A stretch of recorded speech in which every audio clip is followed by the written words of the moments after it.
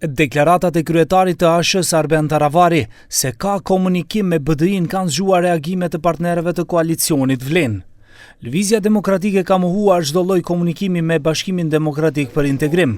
Nëpërmjet një kumtese, nga partia e Iset Mexhitit vlerësojnë se LD do të vazhdojë të jetë pjesë e vlenit.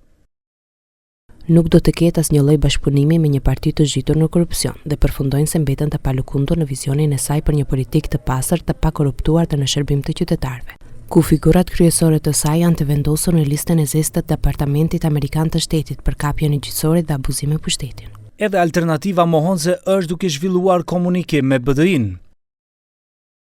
Me qëllim të sqarimit për opinionin, por edhe për të qenë korrekt me organet e strukturat partijake, si dhe me antarësinë dhe mbështetësit, deklarojnë publikisht se alternativa nuk ka asnjë komunikim në asnjë nivel dhe në asnjë kanal me Bashkimin Demokratik për Integrim dhe kryetarin e saj. Nga lëvizja Besa mohojnë se ndonjë eksponent i saj dhe kryetari Bilal Kasami janë duke zhvilluar komunikim me BDI-n dhe Ali Ahmetin. Pa dashur të paragjikojmë kuptimin e saktë të deklaratës së zotrit Taravarit se përveç atij edhe lider tjerë të vlenit kanë komunikim me Ali Ahmetin.